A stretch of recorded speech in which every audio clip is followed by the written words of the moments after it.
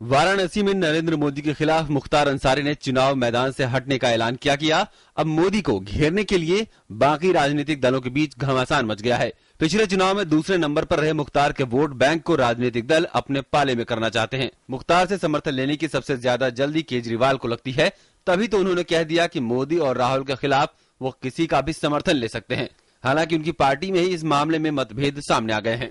नहीं, समर्थन सारे करें, समर्थन की क्या मतलब, जितने भी लोग हैं भाई, हमने किसी से कहा नहीं है, लेकिन जितने भी लोग हैं नरेंद्र मोदी जी को वाराणसी से हराने के लिए और अमेठी में राहुल गांधी जी को हराने के लिए सारी ताकतें लगे। कहते हैं क्या नहीं कहते हैं, उससे हमारी सेहत पे कोई फर्क नहीं पड़ता है। मुख्तार अंसारी से किसी तरीके की कोई बातचीत न पहले कभी हुई है न बाद में कभी होगी।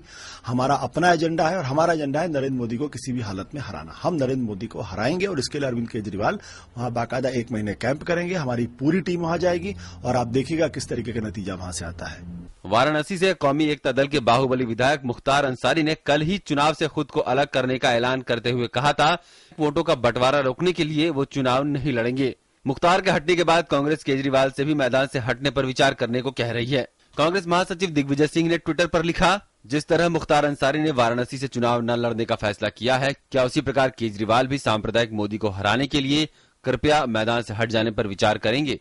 वैसे अंसारी के हटने को कांग्रेस अपने हक में देख रही है और उसे लगता है कि अंसारी का वोट कांग्रेस को ही मिलेगा। मुख्तार अंसारी साहब अगर चुनाव नहीं लड़ रहे हैं तो इसका बनारस के इलेक्शन पर बहुत ही जबरदस्त असर पड़ेगा।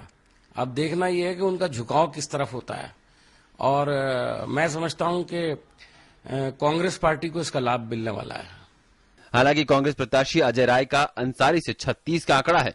अंसारी अजय राय के भाई की हत्या में आरोपी हैं। ऐसे में कांग्रेस का भरोसा कितना कामयाब होगा, ये आने वाला वक्त बताएगा। उधर बीजेपी ने अंसारी के मामले में केजरीवाल के बयान को उनके दोहरे चरित्र का परिचायक बताते हुए मोदी की जीत का भरोसा जताया है। आम आदमी पार्टी की मुख्तार अंसारी के समर्थन लेने की पेशकश को लेकर मुझे थोड़ा हैरत हुआ। ये पार्टी देश में शुचिता की बात करती है ना, देश में सार्थक बदलाव की बात करती है। तो दिल्ली में सरकार में आने के लिए कांग्रेस के भ्रष्ट कंधों पर चढ़ना और यहां पर मोदी जी का विरोध करने के लिए अंसारी साहब की तारीफ करना, यह भी देश देखता है। 2009 के आम चुनाव में मुख्तार अंसारी बनारस के चुनावी दंगल में थे और तब के बीजेपी उम्मीदवार मुरली मनोहर जोशी से महज 17,000 वोटों से हारे थे। वाराणसी में मुस्लिम वोटों की तादाद बहुत ज्यादा है। ऐसे में सवाल है कि अंसारी के हटने से किसको फायदा होगा।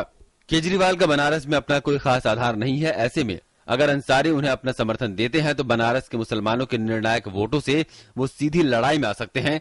ऐसे में सवाल है कि राजनीति की सफाई का बीड़ा उठाने वाले केजरीवाल माफिया अंसारी का समर्थन लेने को कैसे जनता के बीच जायज ठहराएंगे। Bureau report, DD news.